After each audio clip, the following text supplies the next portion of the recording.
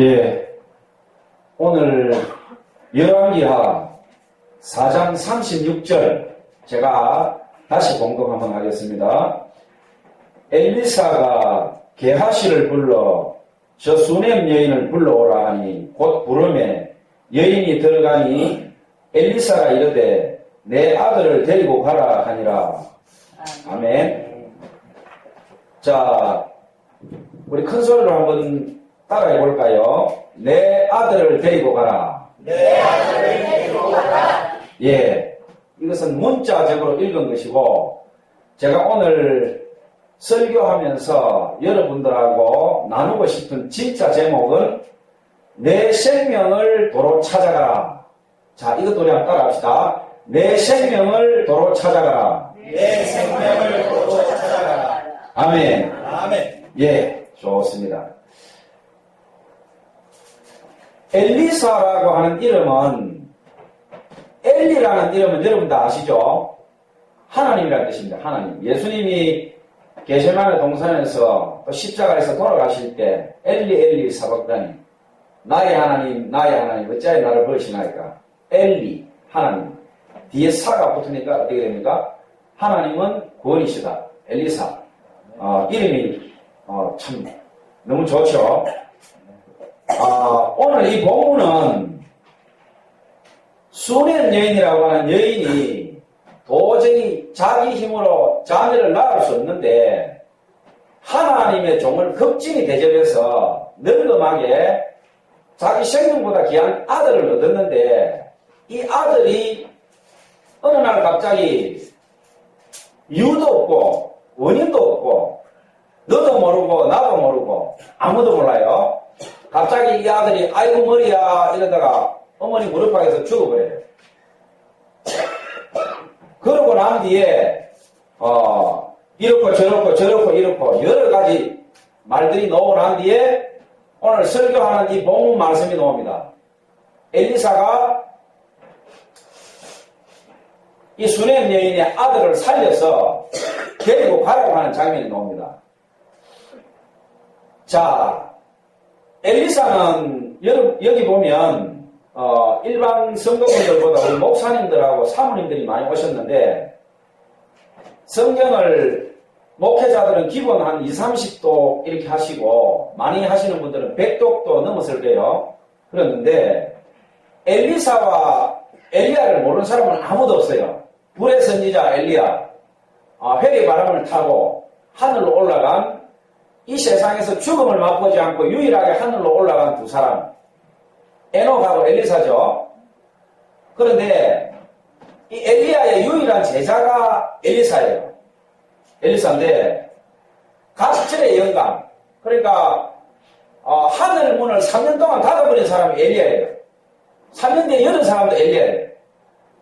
이세벨의 상에서 먹는 바알과 그 이방 신들을 숭배하는 그 거짓 선지자들, 이스라엘을 제약으로 빠뜨린 그 아합과 이세벨, 그 산에서 먹던 850명의 이방 그 거짓 무당들, 점쟁이들을 갈멜산으로 불러올려서 850명을 엘리야 혼자서 다 그린 시내가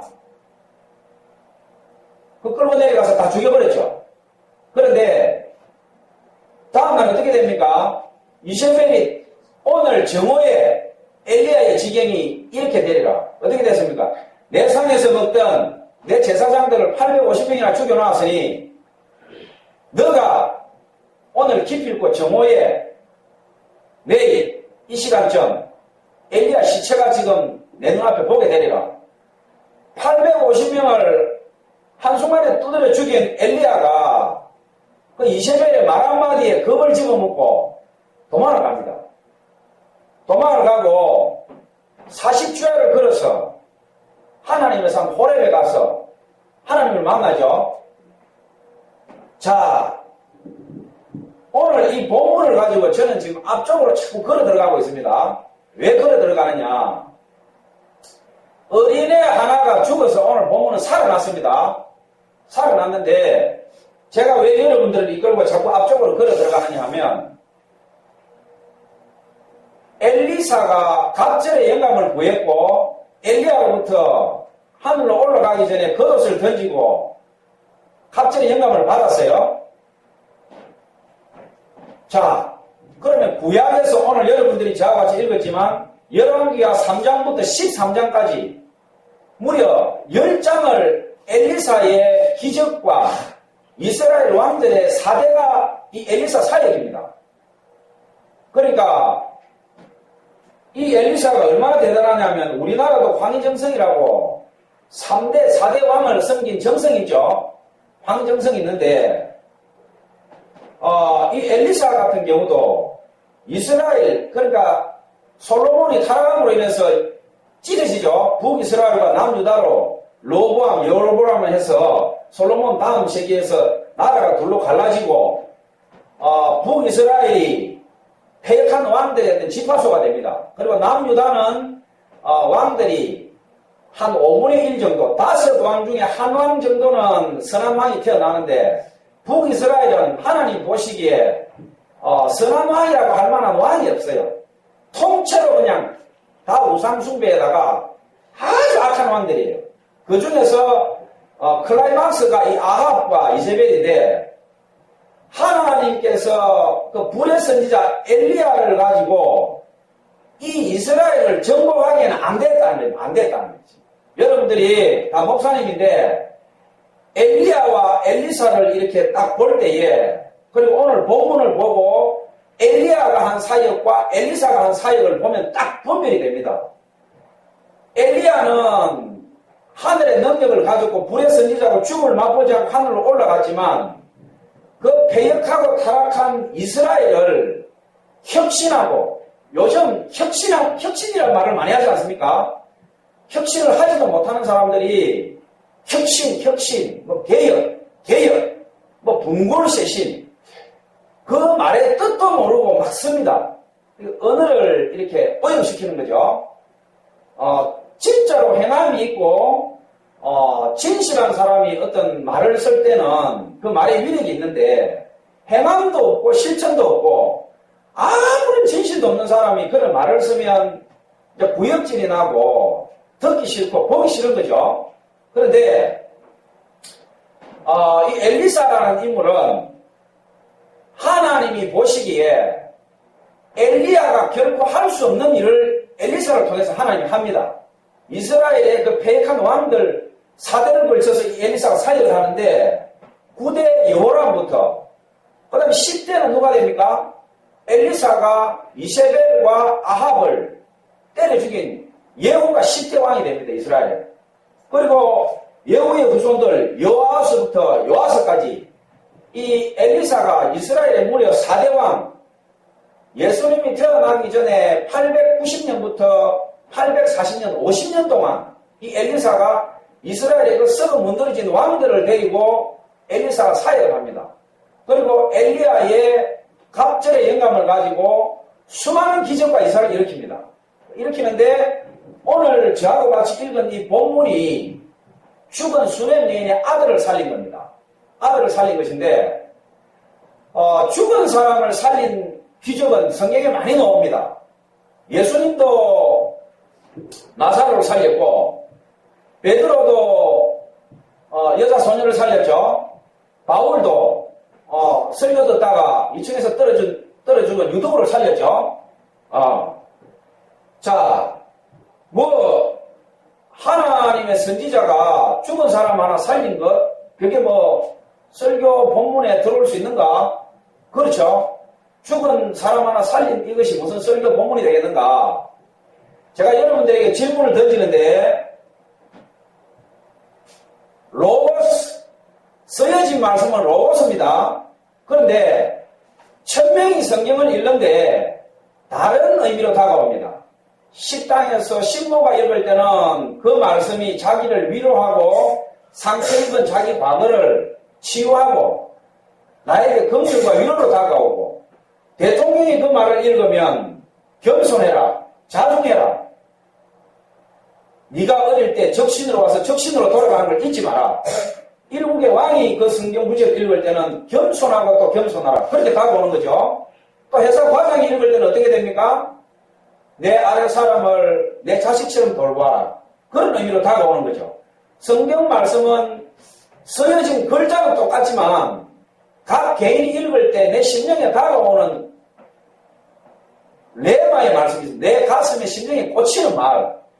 어느 순간에 천번 만번 읽었는데도 아무 의미 없이 지나갔던 그 구절이 어느 순간 내 배분을 찌르고 내 심령을 찌르면서 파고 들어옵니다. 그러면서 나를 살리죠. 그것이 레마입니다. 레마. 내 영혼에 쓰여지는 글씨, 내 심장에 찍히는 낙인, 그것이 하나님의 말씀인데 하늘나라의 비밀은 어떠냐? 보아도 보지 못하며 들어도 듣지 못한다고 예수님이 말했습니다. 심판받을 자들은 성경을 아무리 읽어도 레마의 말씀이 오지 않아요. 그냥 로봇이에요. 성경을 누가 읽지 못합니까? 요즘 유치원만 나도 한글을 다 읽어요. 그런데 심판받을 자들은 성경을 읽을 때 그 레마의 말씀이 날아오지 않아요. 하나님이 예지하시고 택정하시고 구원받을 백성들은 성경을 읽다가 어느 순간에 성령께서 감동하시고 그 사람을 붙잡습니다. 너 죄에서 돌아서라. 너 빨리 돌아서라.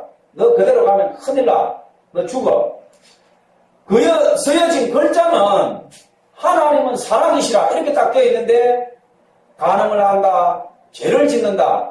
내가 악한 짓을 하고 있다. 지도새도 모르게 내가 죄를 짓고 있는데 이건 아무도 몰라. 나밖에 몰라. 누가 알아? 하나님 아시죠? 네가 그런 짓을 해도 내가 잠잠히 있었더니 내가 모를 줄 알았느냐? 시편에 나오죠? 자, 내가 하나님을 속일 수 있다고 생각하지만 속일 수 없는 거죠. 사람은 다 속일 수 있어요. 하나님 속일 수 없어요.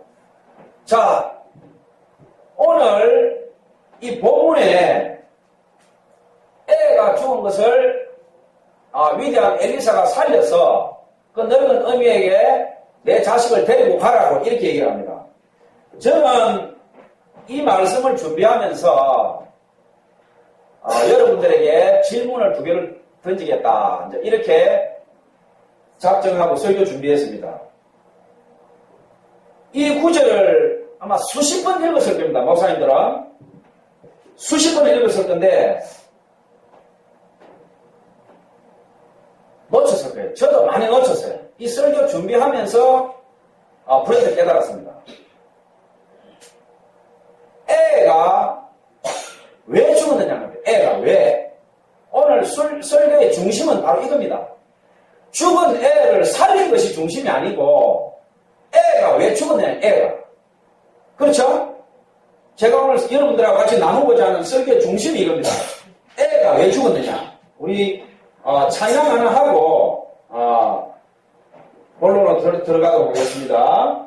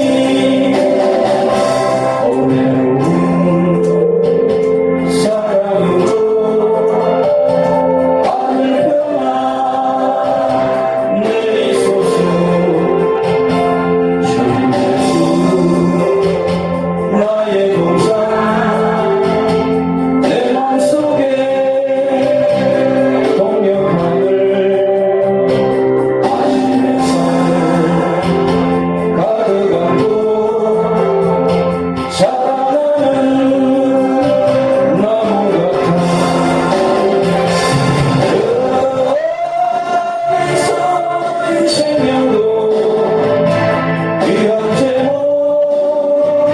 되겠어요. 이 제목 바쳐 주의 제목 사랑이 오늘은 사랑으로 하늘 평안 내리소서. 주님의 나의 동상 내 맘속에 총력하늘 아침의 산 아름답고 피어나는 안개 같아. 그 안에서 이 생명도 맑은 영혼 되겠어요. 이 영혼 바쳐 주의 제자 뼈내리니 오늘은 사랑으로 하늘 평안 내리소서. 아멘. 아멘. 예. 이제 애가 왜 죽었느냐? 여기에 아마 답을 할 수 있는 분은 오늘 설교를 들을 필요가 없는 분입니다. 애가 왜 죽었느냐? 애가 왜 죽었느냐? 우리가 탐정이 있습니다. 탐정. 여러분들 어릴 때 문학서적을 많이 읽은 분들은 셜록 홈즈, 궤도 루판 이런 책들을 많이 읽었을 거예요. 성경을 읽을 때에 왜라는 이 질문이 없으면 그 사람 신앙은 잘할 수도 없고 큰 일을 할 수도 없고 하나님 일을 제대로 못해요. 무조건 예. 한국 교회가 망쳐버린 것이 뭐냐면 목사들이 한 가장 큰 잘못 중에 하나 뭐냐면 무조건 긍정적으로. 성경에는 긍정적으로라고 무조건 해라는 말이 없어요. 예 아니요라고 해서 예 아니요. 예수님이 예 아니요 이렇게 하라 이렇게 아닌 거는 아니라고 해라. 아닌 건 아니요. 근데 한국의 목회자들이 묻지도 따지지도 마. 너 왜 이렇게 말이 많아? 돈만 해라 돈만 해놓으면 너 믿으면 좋은 거야. 이렇게 가르쳐놨단 말이야. 이렇게 다 못쓰게 만들더라. 다 못쓰게. 왜 이렇게 해놨느냐? 목회하기 편하니까. 가톨릭 신부들이 중세시대에 유럽의 3분의 1의 토지를 다 가졌어요. 카노사의 굴욕은 뭐냐? 왕이 즉위할 때 교황이 안수를 하고 왕관을 올려줘요. 왕이 교황 마음에 안 든다고 파문을 내버린 거야. 파문은 뭐냐? 이 땅에서도 구원이 안 되고 죽어서는 영원히 구원 못 받는 거야. 교황이 파문을 내버리니까 왕이 눈이 오는데 무릎을 꿇고 사흘 동안 밥도 안 먹고 꿇어 앉아가지고 교황한테 비는 거예요. 교황한테. 이 카노사의 굴욕이에요. 카톨릭이 저지른 죄가 뭐냐? 죄도 없는 사람에게 많은 사냥을 하고 땅을 빼앗고 동네에 예쁜 처녀 있으면 데려와가지고 유린하고 말 안 들으면 다 죽이고 많은 사냥을 해서 죽은 사람이 수백만 중세시대 때. 지금 카톨릭에서 그 자료를 전 세계 대학에서 자료를 끄집어내서 다 없어요. 다. 아직도 카톨릭은 건재해요. 우리 개신교회는 전 세계로 뻗어나가서 하나님의 영광을 드러내지만 지금 개신교회가 살아남은 데가 전 세계 몇 군데 없어요. 무늬만 개신교회, 무늬만. 미국도 무늬만 개신교회예요. 프로테스탄트, 항가하는 자들. 이름이 부끄러워. 이름이. 영국, 무슬림 다 넘어갔어요. 대형교회가 다 술집으로 변해서 이 목사님이 설교하는 강대상에서 술 마시면 5달러, 7달러예요. 내일 가서 먹으면 3달러. 지금 이 짓을 하고 있다면 이 짓을. 독일. 나라가 기독교 국가예요. 기독교. 우리는 기독교 국가라고 얘기하지만 태어날 때, 출생신고할 때 교회 한번 가고, 결혼식 할 때 한번 가고, 죽을 때, 장례할 때 가고, 일평생 세 번 교회 가요. 그러면서 자기들 기독교 국가라고 얘기해. 마틴 루터의 나라다 이게야. 이런 가정스러운 소리를 하고 있다. 이런 가정스러운 소리를. 자, 제가 오늘 이 본문을 가지고 설교하면서 앞서서 왜 이렇게 흥분을 하느냐. 왜라고 하는 질문이 없는 사람은 발전이 없다 이 말이에요. 발전이. 성경을 읽을 때에 목사지만 내가 이 구절이 이해가 안 된다. 히브리어, 헬라 사전을 찾고 연구해야 돼요. 저는 읽다가 도저히 이해가 안 되는 거는 저를 가르쳤던 신학 교수 또 저에게 구약을 가르쳤던 교수님한테 전화합니다. 교수님, 내가 지금 이걸 읽으니까 도저히 이해가 안 된다. 이거 어떻게 된 겁니까? 교수님이 그 구절을 가지고 찾아요, 자기가. 히브리어 헬라 원어를 찾고, 자기가 그 당시 고대 근동의 문화 역사를 찾고, 논문을 뒤져서 좀 기다려봐라. 한 이틀 뒤에 전화가 옵니다. 배 목사, 배 선교사. 이거 내가 찾아보니까 번역이 잘못됐다. 이 번역이 잘못됐다. 이거 원래 뜻은 이게 아니다. 그래, 그렇지. 이런 애가 있나? 이거 번역이 잘못됐는데, 이거 돌이킬 수가 없다. 그리고 기존 목사들이 설교를 하도 그렇게 해가지고, 이거 이제 뒤집을 수가 없다. 그냥, 배 목사 설교할 때는, 이거는 이렇다라고 얘기하고, 그렇게 가. 지금 어떡할 거야? 이거 그렇게 된 걸. 그렇게 된 게 많이 있었어요. 그러니까, 성경을 읽다가 도저히 이해 안 되는 것은 나를 가르쳤던 스승에게 물어야 됩니다. 스승도 모르면 내가 기도하면서 하나님께 물어야 됩니다. 하나님, 이 구절 뭡니까? 내가 아무리 읽어도 이해 안 됩니다. 저는 금식하면서 하나님께 물어서 성경 비밀 푸는 게 많습니다. 저도 문학 전공을 했고 그렇게 의의력이 떨어지거나 이해력이 떨어지는 사람이 아닌데 성경 읽다 보면 도저히 이해 안 되는 게 있어요. 도저히. 이거는 아무리 내가 생각을 해도 장천천을 봐도 이해가 안 되고 이 구절을 봐도 이해가 안 되고 어떤 해석을 해도 이해 안 된다. 교수한테 물어도 안 되고 영어 봐도 안 되고 히브리 헬라 봐도 안 되는 거예요. 그럴 때는 무릎 꿇고 밥 먹어서 안 되면 금식하면서 기도하면서 하나님께 물으면 순간적으로 가르쳐줘요. 하나님께서. 번뜩 하면서 요한복음 14장 15장 16절 성령께서 너에게 모든 걸 가르치시리라. 기억나게 하시리라. 성경 말씀이 살아있구나. 제가 느낀 게 순간적으로 알겠지. 순간적으로. 어떤 박사 교수가 가르쳐도 안 되는 것을 기도하는 그 순간에 번쩍하면서 그 구절에 대한 것을 성령께서 가르쳐줘요. 이거였구나. 이거였구나.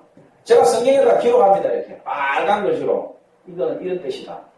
몇 년도 몇 월 며칠 날 내가 기도하는 중에 성령께서 가르쳐줬다. 딱 체크해 놓습니다. 그거는 전 세계에서 나만 아는 거죠. 히브리어 박사가 필요 없어. 성령이 가르쳐주는 거예요. 자기가 죽었다 깨나도 그 구절을 이해 못해. 성경을 읽으면서 왜 제가 오늘 또 여러분들에게 설교하면서 같이 은혜 나누고 싶은 것이 바로 이겁니다. 왜? 엘리사가 엘리야의 갑절의 영감을 받았으니 죽어내 살리는 것은 충분히 이해가 되는데 애가 왜 죽어버렸냐? 애가 뭐 그 당시에 콜레라, 메르스 애가 머리가 아프다면서 죽었어요. 배하고 상관이 없어. 어린애가 고혈압이 있었겠습니까? 애가 갑자기 죽은 이 원인은 하나님한테 있습니다. 하나님한테 있습니다. 자, 이제 우리가 탐정이 돼서 애가 죽은 원인을 한번 찾아가 봅시다. 자, 열왕기하 4장으로 갑시다. 4장. 제가 빨리 읽으면서 가겠습니다.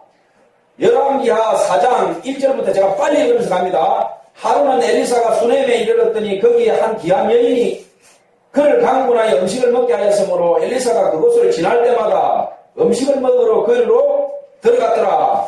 여인이 그의 남편에게 이르되 항상 우리를 지나가는 이 사람은 하나님의 거룩한 사람인 줄을 내가 아노니 청하건대 우리가 그를 위하여 작은 방을 담 위에 만들고 침상과 책상과 의자와 촛대를 두사이다.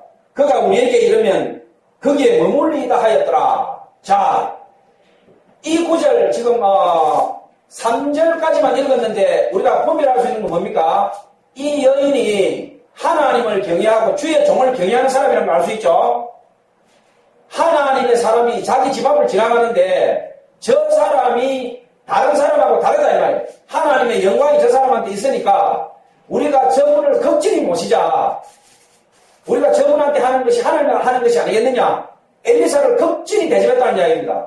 자, 4장 1절이 아니고 8절입니다. 정정합니다. 제가 잘못했습니다. 제가 방금 읽은 것이 4장 8절, 9절, 10절이었습니다. 자, 4장 11절 제가 공독합니다. 하루는 엘리사가 거기에 이르러 그 방에 들어가 누웠더니 자기 사환 게하시에게 이르되 이 수넴 여인을 불러오라 하니 곧 여인을 부르며 여인이 그 앞에 선지라. 엘리사가 자기 사환에게 이르되 너는 그에게 이르라. 내가 이같이 우리를 위하여 세심한 배려를 하는도다. 세심한 배려를 하는도다. 자, 성도가 1000명이 있어도 목사 마음을 몰라요. 목사의 아픈 거나 목사의 가려운 것이나 목사의 상처를 성도가 몰라요. 그런데 그 중에 목사의 상처와 아픔을 아는 성도가 있어요. 그 성도는 목사에게 세심한 배려를 해요. 목사님 지금 금식했다. 흰죽을 먹으면 저 목사님은 안 된다. 녹두죽을 쏘드려야 된다. 저 목사님은 여기 알레르기가 있다. 저 목사님은 어디가 안 좋아. 목사를 사랑하는 성도, 선지자를 사랑하는 사람은 세심한 배려를 합니다. 이 여인이 현숙하고 지혜가 있고 하나님의 종을 경외하기 때문에 엘리사에게 아주 세심한 배려를 했다고 지금 여기 나오고 있습니다. 엘리사가 감동한 거죠. 주의 종이 감동한다는 것은 하나님이 감동했다는 겁니다. 자, 엘리사가 감동했습니다. 내가 너를 위하여 무엇을 하랴? 하나님께서 이 여인에게 복 주기로 작정한 겁니다. 왕에게나 사령관에게나 무엇이나 구할 것이 있느냐 하니 여인이 이르되 나는 내 백성 중에 거주하나이다 하니라. 이 여인이 아무 조건 없이 주의 종을 적대 땅에 놓습니다. 우리가 조건부로 뭔가를 많이 해요. 헌금하는 거나 교회 섬기는 거나 이런 걸 할 때 조건부로 하는 것은 큰 은혜도 없고 하나님한테 큰 복이 별로 없어요. 그런데 이 여인은 조건 없이 그냥 자기 마음의 감동대로 그대로 한 거예요. 그대로. 지금 하나님의 종이 자기 말 한마디만 하면 나는 억만금의 재산이 필요합니다. 그러면 엘리사가 너에게 이루어지리라. 그러면 억만금의 재산이 이루어지는 거죠. 자, 다른 거는 구해도 주는 거죠. 그런데 이 여자는 구하지 않아요. 자, 우리 찬양 하나 더 하고 다음 말씀합시다. 지금 식사를 했기 때문에 굉장히 여러분들이 은혜 받는데 지금 마귀들이 동서남북을 공격하기 때문에 찬양으로 지금 이거를 무찔러야 됩니다. 자,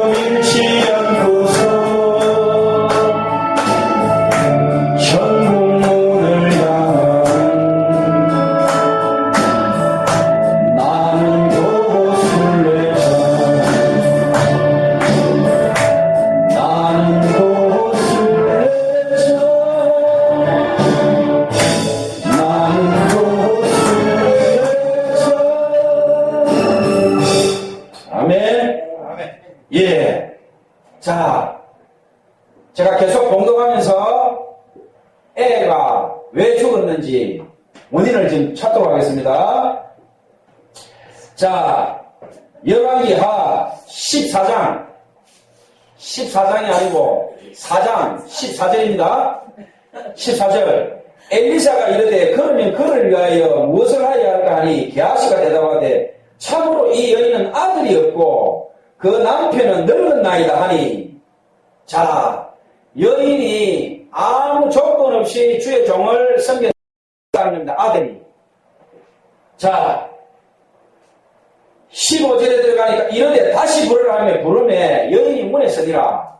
자, 왜 불렀겠습니까? 엘리사가 복을 줘야 되는데 당사자가 없으면 선포가 안 되는 거죠. 아무리 위대한 설교도 들을 사람이 없으면 아무 의미가 없는 거예요. 허공에서 치는 꽹과리 소리나 그 소리랑 똑같은 소리. 누가 들어줘야 돼요. 들을 사람이 없는 설교는 죽은 것이에요. 죽은 것. 의미 없는 거예요. 지나가는 거지라도 잡아놓고 앉아서 해야 그게 설교지. 산에 가서 자기 혼자 아무리 떠들어도 그건 독백이지 설교가 아니에요. 그럼 엘리사가 자기 종한테 그 여인을 불러오라. 내 앞에 세우라. 내 앞에. 선포하겠다. 내가 오늘. 하나님의 이름으로. 자, 엘리사가 이르되 한 해가 지나 이때쯤 내가 아들을 낳느니라 하니, 네가 내년 이맘때쯤 네가 아들을 낳는다. 지금 선포하고 있어요. 지금 엘리사가. 자, 여인이 이르되 아니로소이다. 지금 뭐라고 있습니까? 주의 종이 내년 이맘때 너가 지금 아들을 낳으리라고 얘기하는데 여인이 하는 말이 아니로소이다. 내 주 하나님의 사람이여 당신의 계집종을 속이지 마옵소서 하니. 자, 대충 감이 옵니까? 이 여인은 아들을 얻을 자격이 없는 사람. 엘리사가 강권적으로 준 거예요, 이 아들을. 자기는 그냥 믿음이나 복을 받을 그릇이 안 되는데 엘리사가 이 여인이 자기한테 한 그 은혜로 강제로 그냥 쏟아 부어버리네, 이 은혜를. 그러니까 이 여자는 어떻게 된 겁니까? 복을 받을 자격이 안 되는데 아들을 덜컥 안아버린 거예요. 이 아들을 덜컥 안아서 어떻게 키워야 되는지, 이 아들이 나한테 어떻게 온 건지, 감사와 경건과 거룩과 하나님의 그 엄청난 은혜를 이 여자는 아직 감당을 못해. 애가 크고 있는 거지. 애가 덜컥 죽어버렸어. 자, 첫째 원인이 나왔습니다. 첫째 원인이. 애를 준 분도 하나님이고 데려간 분도 하나님이다. 딱 나왔어요, 지금. 자, 다시 확인사사로 들어가 봅시다. 우리 창세기 17장 17절로 한번 가봅시다. 창세기 17장 17절. 창세기 17장 17절에 가면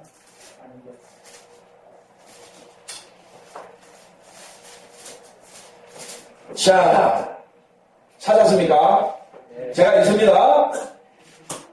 자, 같이 읽겠습니다. 아브라함이 엎드려 웃으며 마음속으로 이르되 100세 된 사람이 어찌 자식을 낳을까? 사라는 90세니 어찌 출산하리라 하고. 자, 그 앞에 어떤 말이 나오냐 하면 하나님께서 16절입니다. 내가 그에게 복을 주어 그가 내게 아들을 낳아주게 하며 내가 그에게 복을 주어 그를 여러 민족의 어머니가 되게 하리니 민족의 여러 왕이 그에게서 나리라. 뭐라고 합니까? 하나님께서 아브라함에게 지금 아들을 주겠다, 사라에게 아들을 주겠다라고 하는데 아브라함이 지금 뭐라고 얘기합니까? 아브라함이 엎드려 웃으며 마음속으로 이르되 100세 된 사람이 어찌 자식을 낳을까? 사라는 90세니 어찌 출산하리요? 지금 이게 무슨 말입니까? 아브라함이 믿음의 조상이라고 하지만 자기도 모르는 사이에 하나님을 만우리 하나님을 자기 수준하고 똑같이 나와요. 똑같이. 하나님께서 직접 내게 아들을 준다. 오늘 엘리사가 수렘 여인에게 한 말과 똑같죠? 엘리사가 한 말보다 더 강력합니다. 하나님하고 말이 다이렉트 아닙니까? 아브라함. 엘리사는 한 대 거쳐서 하나님의 종인데, 이 아브라함은 하나님께서 다이렉트로 너한테 아들 준다라고 하는데, 아브라함이 웃으면서 아니요. 사라가 지금 병수가 끊겼는데 하나님 무슨 쓸데없는 소리 합니까? 지금 이 소리 아닙니까? 그 소리예요 지금. 자, 창세기 18장 11절에서 15절 한번 가봅시다. 창세기 18장 11절에서 15절. 자, 제가 읽습니다. 우리 같이 읽어봅니다. 아브라함과 사라는 나이가 많아 늙었고 사라에게는 여성의 생리가 끊어졌는지라. 사라가 속으로 웃고 이르되 내가 노시하였고 내 주인도 늙었으니 내게 무슨 즐거움이 있으리요. 여호와께서 아브라함에게 이르시되 사라가 왜 웃으며 이르기를 내가 늙었거늘 어떻게 아들을 낳으려 하느냐. 자, 아브라함도 웃고 사라도 웃습니다 지금. 자, 14절. 여호와께 능하지 못한 일이 있겠느냐. 기한이 이를 때에 내가 내게로 돌아오니 사라에게 아들이 있으리라. 사라가 두려워 부인하며 이르되 내가 웃지 않았나이다 하니 아니다. 내가 웃었느니라. 자, 우리가 믿음의 조상 아브라함 이렇게 얘기하지만 목사도 똑같고 선지자도 똑같고 제사장도 똑같고 아브라함도 똑같고 사라도 똑같아요. 비현실적이고 도저히 일어날 수 없는 일 앞에서는 우리가 부인합니다. 기도하지 않고 부인하는 것은 상관없는데 지금 이 장면은 어떻게 된 겁니까? 하나님께서 직접 말씀하시는데도 부인하고 있어요. 말씀하시는데. 자, 창세기 21장 1절에서 7절 한번 가봅시다. 창세기 21장 1절에서 7절. 창세기 21장 1절에서 7절. 여호와께서 말씀하신 대로 사라를 돌보셨고 여호와께서 말씀하신 대로 사라에게 행하셨으므로 사라가 임신하고 하나님이 말씀하신 시기가 되어 노년의 아브라함에게 아들을 낳으매. 자, 아브라함도 웃고 사라도 웃고 부인했지만 어떻게 됐습니까? 하나님은 당신의 일을 집행한 거예요 지금. 집행한 거예요. 아브라함이 사라가 아들을 얻을 자격이 있고 믿음이 있어서 아들을 얻은 것이 아니고 하나님께서 당신의 말씀과 당신의 약속의 신실함을 가지고 그냥 강제적으로 집행한 거예요. 자, 창세기 22장 1절에서 12절 한번 가봅시다. 오늘 수넴 여인의 아들이 죽은 원인이 분명히 나옵니다. 창세기 21장 1절에서 12절 갑니다. 자, 창세기 22장 1절. 그 일 후에 하나님이 아브라함을 시험하시려고 그 일 후에 하나님이 아브라함을 시험하시려고 그를 부르시되 아브라함 하시니 그가 이르되 내가 여기 있나이다. 여호와께서 이르시되 내 아들 내 사랑하는 독자 이삭을 데리고 모리아 산으로 가서 내가 내게 일러준 한 산 거기서 그를 번제로 드리라. 자, 어떻게 됩니까? 오늘 수넴 여인의 아들이 죽은 것과 아브라함의 아들이 하나님께서 번제로 드리라고 이야기합니다. 이게 왜 이렇게 됐습니까? 아브라함에게 사라에게 하나님께서 내가 내게 아들을 주기로 했을 때 아브라함과 사라가 하나님 감사합니다. 예수님을 잉태한 마리아처럼 처녀가 지혜를 낳겠습니까? 하나님께서 얘기했죠. 성령으로 내가 성령으로 잉태하리라. 그 이름을 예수라 하라. 예수는 자기 백성을 죄에서 구원할 자니라. 마리아가 어떻게 합니까? 주의 계집종에게 이루어지이다. 마리아는 하나님께 시험받지 않았어요. 예수님을 낳고 그대로 축복 속에 살다가 하나님의 구원사대로 고스란히 십자가에 그 보혈의 피를 흘려 죽는 것을 다 보고 자기 자식이 하나님의 선물로 왔다가 하나님께로 돌아가고 그 인간으로 오신 하나님, 내 몸에 오신 하나님, 성령님 그대로 자기가 받고 그대로 보냈죠. 근데 믿음의 조상 아브라함과 사라는 자기가 감당할 수 있는 은혜가 아니고 자기 믿음의 분량이 아닌 뜻밖의 행운, 하나님의 강제 집행에 의한 아들을 낳았기 때문에 하나님께서 이 생명을 그대로 맡길 수 없는 거예요. 이 아브라함하고 사라에게. 시험하는 거예요, 시험. 너희들이 내가 준 이 선물, 이 생명을 키우고 너희들이 감당할 자격이 있나 없나? 감당할 자격이 없으면 내가 데려간다는 거예요, 지금. 수냄 여인의 아들을 데려간 것처럼 이삭도 내가 데려가버린다, 이거예요. 그런데 아브라함이 어떻게 합니까? 아브라함이 22장 10절 봅시다. 22장 10절에 아브라함이 손을 내밀어 칼을 잡고 그 아들을 잡으려 하니 여호와의 사자가 하늘로부터 그를 불러 이르시되 아브라함아 하시는지라. 아브라함이 이르되 내가 여기 있나이다 하며 사자가 이르시되 그 아이에게 내 손을 대지 말라. 그에게 아무 일도 하지 말라. 내가 내 아들 독자까지도 내게 아끼지 아니하였으니 내가 뭐라고 합니까? 이제야 내가 하나님을 경외하는 줄을 아노라. 내가 이제야 너가 이제 이삭을 키울 자격이 있다는 너가 이삭 키울 자격이 있다. 너는 내가 준 선물을 너는 가질 자격이 있다. 마리아처럼 주의 계집종에게 그대로 이루어지이다. 아멘. 이래 버렸으면 이 혹독한 시련을 안 받아도 되는 거죠. 그런데 아브라함과 사라는 그런 믿음이 없었어요. 그러다 보니까 하나님께서 어떻게 합니까? 연약한 자를 더 강하게 하는 거죠. 하나님께서 아브라함과 사라를 자식을 죽여야 되는 그 고통 속에 빠뜨려서 부모를 구덩텅이 빠뜨리고 고통 주려고 하나님께서 그렇게 하셨습니까? 절대 그런 게 아니죠. 이 아들은 이스라엘의 대구원사가 내려갈 귀중한 혈통이고 핏줄이니까 곧게 하나님의 말씀대로 성령대로 키워야 된다. 근데 너희 부모들이 지금 보니까 그 자격이 안 된다. 그래서 하나님께서 어떻게 한 겁니까? 당금질을 한 거죠. 당금질. 우리가 철을 당금질 하지 않으면 연철은 쓰지 못해요. 우리가 자가용이 고급차가 될수록 쇠를 당금질합니다. 똑같은 무게지만 쇠를 당금질 한 번 하고 두 번 하면 쇠의 강도가 올라가요. 그러면 교통사고 났을 때 차가 덜 부서져요. 그래서 고급차일수록 열 처리가 아주 잘 됩니다. 그래서 하나님께서 아브라함과 사라에게 하신 이 재물은 아브라함과 사라를 더욱더 강하게 하고 이스라엘과 그 믿음을 더욱더 키워서 하나님의 사랑과 역사가 똑바로 내려가기 위한 그런 역사지. 우리가 성경을 읽을 때 하나님께서 툭하면 시험하고 툭하면 연단하고 불안해서 살 수가 있나 이거 이렇게 해석하면 성경을 또 끌어보는 거죠. 나한테 고난이 왔을 때 도대체 이유가 설명되지 않는 어떤 어려움, 고난이 왔을 때는 그 고난 속에 숨어있는 하나님의 비밀이 있습니다. 반드시 이 고난을 통해서 하나님께서 나에게 바라는 게 있어요. 바라는 게. 오늘 우리가 두 번째를 읽었죠. 수냄 여인과 아브라함을 지금 추적해서 지금 들어갔습니다. 분명히 이유가 나옵니다. 하나님께서 아무런 이유 없이 어떤 일을 실행하지 않아요.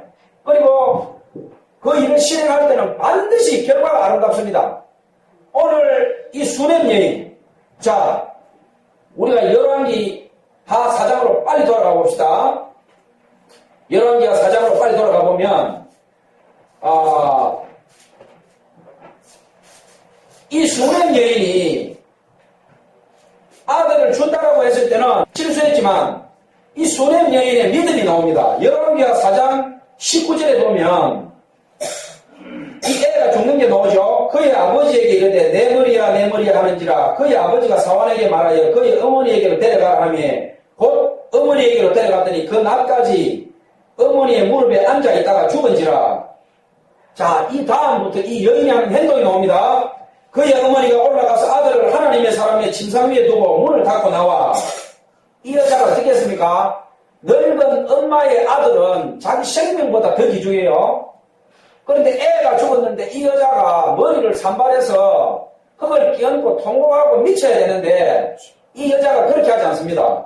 그의 어머니가 올라가서 아들을 하나님의 사람의 침상 위에 두고 하나님의 사람 침상 위에 두고 자, 이 여자가 하는 행동이 나옵니다. 그 남편을 불러 이르되 청하건대 사환 한 명과 나귀 한 마리를 내게로 보내소서. 내가 하나님의 사람에게 달려갔다가 돌아오리다. 요즘 버릇없고 형편없는 그런 신자들이 아니죠. 이 여자가 꼭 말할 때 하나님의 사람이라고 얘기합니다. 하나님의 사람. 보통 사람 같으면 하나님의 사람이 축복으로 애가 태어났는데 애가 덜컥 죽었다. 하나님의 사람이라는 소리가 입에 나오겠어요? 입에서 뭐 상욕을 하든지 저주의 말이 나오든지 그냥 살게 놔두지 왜 나에게 이런 고통을 주나? 온갖 저주와 욕을 하지 않겠어요? 그런데 이 여자가 입방정을 떨지 않고 끝까지 하나님의 사람이라고 극진히 존칭하면서 애 죽은 것을 숨깁니다. 하나님의 사람이 침상 위에 기도하는 자리에 올려놓고 나귀를 가지고 자기 종하고 엘리사에게 지금 찾아가는 거예요. 그 남편이 이르되 좌우도 아니요 안식일도 아니거늘 그대가 오늘 어찌하여 그에게 나아가고자 하느냐 하는지라 여인이 이르되 평안을 비나이다. 남편에게 숨소리도 안 비네요. 죽었다 말도 하지 않고 그대로 이에 나귀 한 장을 지우고 자기 사원에게 이르되 몰고 가라. 내가 말하지 아니하거든 나를 위하여 달려가기를 멈추지 말라. 너는 자나우로 치다보지 말고 엘리사에게 곧장 바로 가자는 이야기입니다. 드디어 갈멜산으로 가서 하나님의 사람에게로 나아가니라. 하나님의 사람이 멀리서 그를 보고 자기 사원 게하시에게 이르되 저기 수렘 여인이 또다. 엘리사가 말합니다. 이때까지 하나님이 엘리사에게도 이 애가 죽은 것을 안 가르쳐줬어요. 너는 달려가서 그를 맞아 이르기를 너는 평안하냐 내 남편이 평안하냐 아이가 평안하냐 하라 하였더니 여인이 대답하되 평안하다 하고 이때까지도 죽었다 말 안 해요. 여자가 산에 이르러 하나님의 사람에게 나아가서 그 발을 아는지라. 자기 마음 아픈 것을 행동으로 표현합니다. 애가 죽었다고 말 안 해요. 하나님의 사람한테 가서 발을 부둥켜 안고 지금 웁니다. 게하시가 가까이 와서 그를 물리치고자 하면 하나님의 사람이 가만두라. 그의 영혼이 괴로워하지만 하나님께서 내게 숨기시고 말하지 아니하셨도다. 자, 지금 똑같은 장면인데 엘리사도 애 죽은 것을 모르고 게하시도 모르는데 두 사람이 반응이 달라요. 게하시는 이 여자를 떼내기에 혈안이 돼 있고 엘리사는 여자의 마음을 읽은 거예요. 지금 내가 아무것도 모르지만 이 여자가 내한테 하는 행동을 봤을 때는 마음속에 이 영혼이 극심한 통증이 있다. 이 여자가 그대로 하도록 내버려두라 이야기입니다. 여인이 이르되 내가 내 주께 아들을 구하더이까. 이제 본론을 이야기합니다. 나를 속이지 말라고 내가 말하지 아니하더이까. 엘리사가 게하시에게 이르되 내 허리를 묶고 내 지팡이를 손에 들고 가라. 사람을 만나거든 인사하지 말며 사람이 내게 인사할지라도 대답하지 말고 내 지팡이를 그 아이 얼굴에 놓으라 하는지라. 엘리사가 여기서 나타내는 것은 뭡니까? 강한 자신감입니다. 강한 자신감. 애 죽은 거 그거 별것 아니다. 내가 갈 필요 없다. 내 지팡이를 내 종이 갖고 가서 놓아버리면 끝난다. 하나님의 선물인데 그 애가 죽을 리가 없다. 그 애가 죽었다 하더라도 그 별거 아니다. 내 지팡이 가지고 가서 애 옆에 놓으면 끝난다. 그러니까 이 여인이 사태의 심각성을 압니다. 애가 그냥 죽은 게 아니다. 애가 그냥 죽은 것 같으면 엘리사 하나님의 사람 말대로 지팡이 가져가면 사는데 이 애는 그냥 죽은 게 아니다. 당신이 와야 이 애가 산다니. 당신이 와야. 자, 뭐라 그럽니까? 당신의 영혼이 살아계심을 두고 맹세하노니 내가 당신을 떠나지 아니하리다. 엘리사 당신이 안 오면 이 애는 살릴 수가 없다. 당신이 안 가면 나는 절대 안 간다 이 얘기예요. 자, 31절에 게하시가 그들보다 앞서가서 지팡이를 그 아이의 얼굴에 놓았더니 소리도 없고 듣지도 아니하는지라 돌아와서 엘리사를 맞아 그에게 말하여 아이가 깨지 아니하였나이다. 당연한 거죠. 게하시가 가서 애가 살 것 같으면 이 애가 죽지 않았죠. 이 애가 죽은 것은 하나님으로 인해서 죽은 거예요. 하나님께서 이 애를 거두어 가시고 너희가 이 애를 키울 자격이 되면 돌려주고 키울 자격이 안 되면 여기서 끝난다는 거지. 이 장면이. 그런데 이 여인이 정확히 애 생명을 찾아옵니다. 지금 하는 행동이. 엘리사가 집에 들어가 보니 아이가 죽었는데 자기의 침상에 눕혔는지라 들어가서 문을 닫으니 두 사람뿐이라. 엘리사가 여호와께 기도하고. 자, 여기서 이 여인에 대한 하나님의 뜻은 분명히 드러납니다. 제가 창세기까지 가서 아브라함과 이삭까지 사라까지 들추면서 이 죽음의 의미를 지금 우리가 돌이켜봤습니다. 그런데 여기서 우리가 놓쳐서는 안 될 거는 뭐냐면 하나님께서 당신의 종 엘리사에게도 지금 뭔가를 갖다가 주문하고 있다는 얘기입니다. 엘리사한테도. 자, 엘리사가 내 지팡이를 가지고 가라. 그럼 살아날 것이다. 택도 없어요. 엘리사가 기도하고 어떻게 하느냐. 아이 위에 올라 엎드려 자기 입을 그의 입에, 자기 눈을 그의 눈에, 자기 손을 그의 손에 대고 그의 몸에 엎드리니 아이의 살이 차차 따뜻하더라. 자기 입을 아이의 입에, 자기 눈을 아이의 눈에, 자기 손을 아이의 손에. 이것은 뭡니까? 생명 대 생명이에요. 생명 대 생명. 이 아이가 살아나지 않으면 내가 죽든지 내가 일어나지 않든지 가부간 하나님께서 이 애를 살려주지 않으면 나는 안 일어난다는 거지. 이 장면에서는 목숨 그런 거죠. 여기에 하나님의 당신 종을 향한 주문이 있습니다. 기도 대충 하지 마라. 기도 입 떼떼떼떼 하지 말아야 돼. 입 떼떼떼떼. 돈이나 울고 내고 능력 없으면서 능력 있는 척하고 툭하면 작전 금식 작전 기도 들어가고 그 본질이 뭡니까? 돈 내놔라. 돈 내놔라. 돈. 교회 크게 짓고 내 좋은 차 타고 내 좋은 옷 입고 내 잘난 체 해야 되니까 특별 새벽 기도 해야 되고 특별 작전 기도 해야 되고 불의의 돕기. 무슨 불의의 돕기 합니까? 교회 그물만 놀러 가지. 하나님께서 지금 이 애가 죽어있는 이 장면에서 이 여인에게 주문한 것은 분명하지만 당신 종한테도 딱 얘기하고 있습니다. 너가 오늘 기도 어떻게 하는지 내가 보겠다. 네가 애 살리는지 안 살리는지 한번 보겠다. 너 기도하는 걸 보고 내가 애 살리는지 안 살리는지 하겠다. 자, 엘리사가 작정하고 애 위에 올라갔습니다. 눈과 눈, 손과 손, 입과 입을 맞추고 애를 오늘 못 살리면 내가 죽든지 결판을 내겠다. 애 살은 따뜻해지는데 애가 숨을 안 쉬어요. 엘리사가 어떻게 합니까? 엘리사가 내려서 집안에서 한번 이리저리 다니고, 자, 엘리사가 지금 자기 전 생명을 걸었는데 애가 숨을 안 쉬어요. 살은 따뜻해졌는데 일어나서 방을 거린다는 건 뭡니까? 하나님께 지금 묻고 있는 겁니다. 하나님, 내가 뭘 잘못했습니까? 내가 어떻게 기도해야 됩니까? 하나님, 어떻게 해야 이 애가 살아납니까? 방안을 거닐면서 지금 하나님께 묻고 있습니다. 다시 아이 위에 올라 엎드리니 답이 없다. 이것은 내 생명을 전력 투구해서 아이 위에 올라가서 아이가 살아나지 않으면 내가 아이 위에서 엎드려 죽는 수밖에 없다. 다시 올라갑니다. 엘리사가 아이 위에 올라 엎드리니 7번 재채기하고 눈을 뜨는지라. 7번 재채기했다는 건 뭡니까? 완전수죠. 완전수. 하나님의 영광이 재채기할 때 나타났다는 거죠.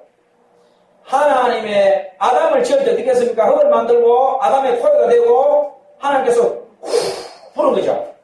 히브리어로 루아어, 헬라어로 하면 푸뉴마, 성령이죠.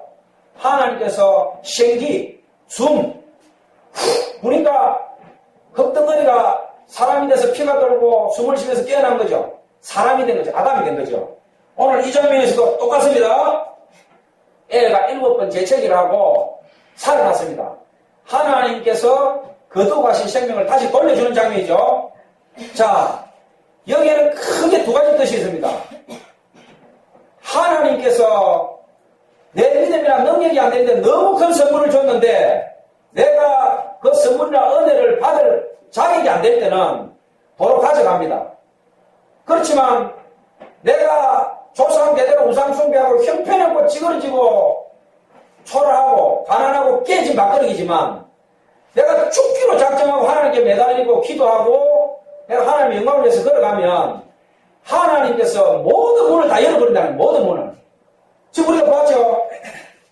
죽은 애 하나가 살아나는데 이 애 엄마가 하는 행동이 애를 살리만 하지 않습니까?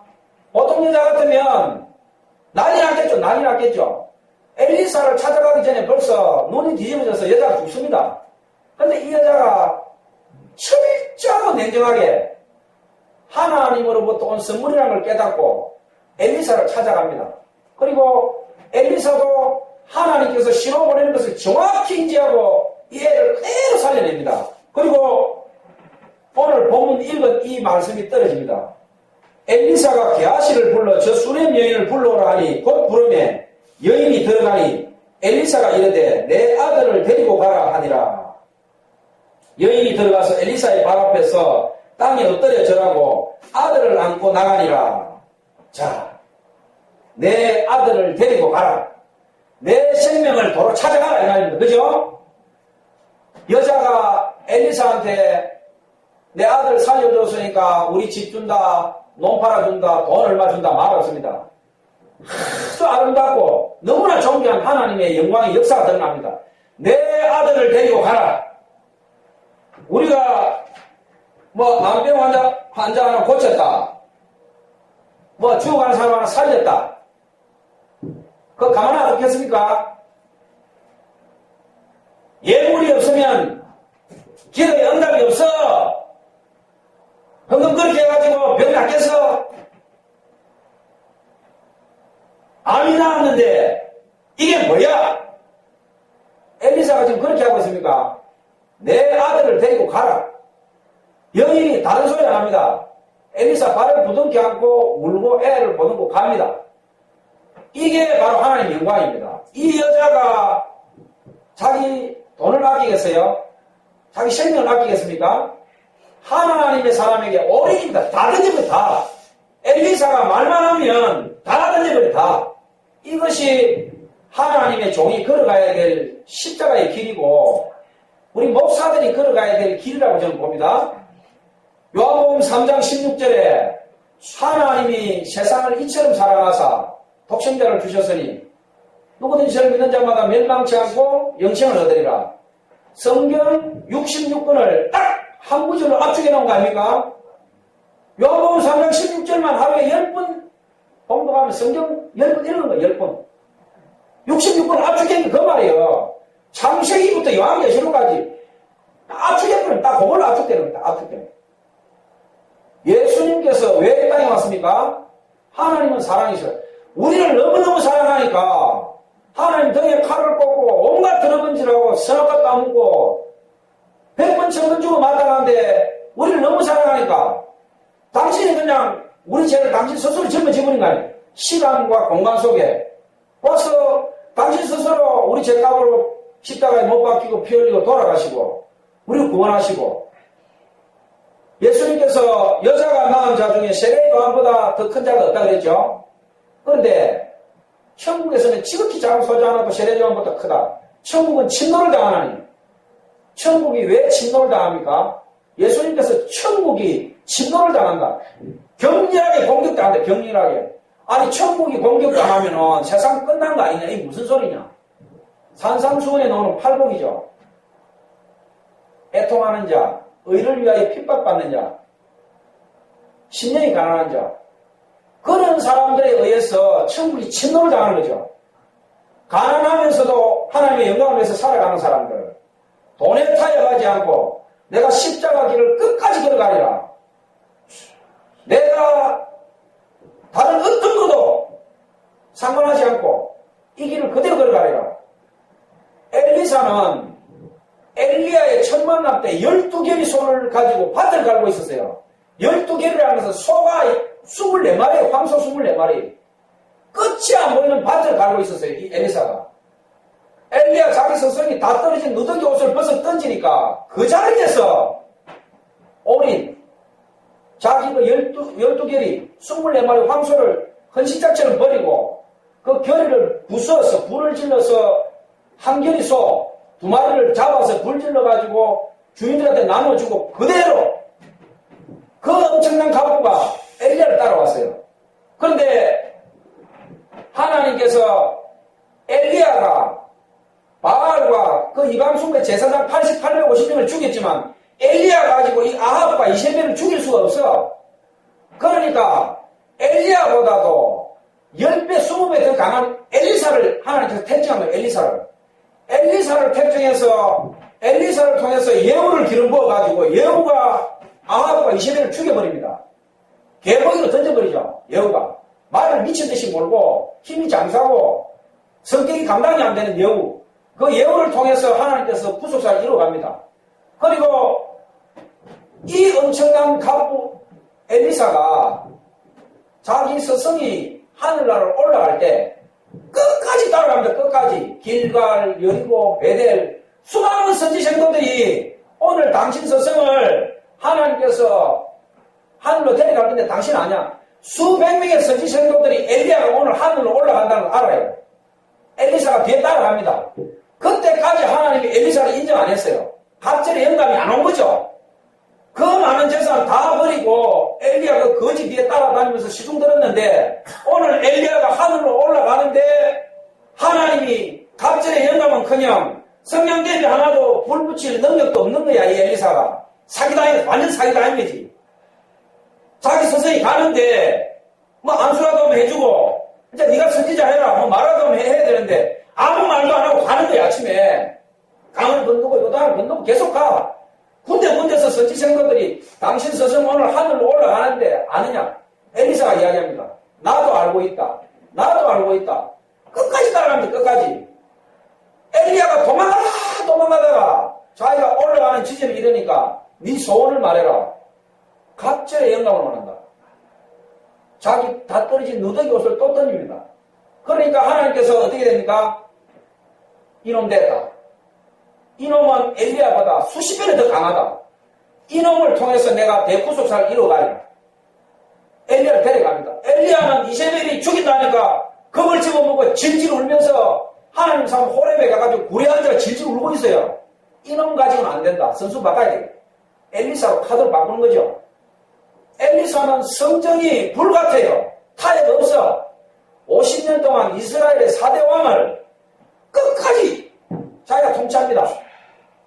예후를 그 미치왕의 예후가 엘리사 앞에서 강아지처럼 꼼짝 못해요. 자기 스승의 엘리야는 아합하고 이세벨한테 아합한테는 엘리야가 강했죠. 이세벨한테는 겁을 집어먹었어요. 근데 이 엘리사는 다 처단해버립니다. 다 처단하고 마지막까지 자기 스승이 하늘로 올라갈 때 결국 그 순간에 하나님께 인정받은 거죠. 불술에 불말이 와서 둘이 붙어 있으니까 하나님 갈라버린 거죠. 갈라버리고 엘리야는 데리고 가고 엘리사는 뭡니까? 수많은 재산, 끝이 안 보이는 그 밭, 황소, 자기 재산 다 포기하고 다 떨어진 누더기 겉옷 그거 하나 들고 뭐라 했습니까? 엘리야의 하나님, 엘리야의 하나님 나를 긍휼히 보시옵소서. 그때 어떻게 됩니까? 갑절의 능력과 갑절의 영광, 엘리야의 그 능력이 엘리사한테 그대로 오는 거죠. 그리고 열왕기하 3장 13절부터 13장 엘리사가 죽습니다. 엘리사가 죽으면서도 요아스 왕한테 선물을 줍니다. 네 활대를 가지고 땅을 쳐라. 두세 번 치니까 왕을 보고 호동을 칩니다. 5, 6번을 치지 왜 두세 번 치고 그치냐. 응? 자기는 죽어가면서도 이스라엘에게 위대한 성례 선물을 주고 합니다. 이 요아스가 울면서 내 아버지여 내 아버지여 이스라엘의 병거여 마병이여 주의 종이 죽을 때 이렇게 돼야 되지 않겠습니까? 끝이 없는 재산 부귀영화 모든 거 다 놓아버리고 다 떨어진 누더기 옷 하나 가지고 슬슬이 죽어가는데 나라의 왕이 와가지고 무릎 꿇고 울면서 내 아버지여 내 아버지여 이스라엘의 마병이여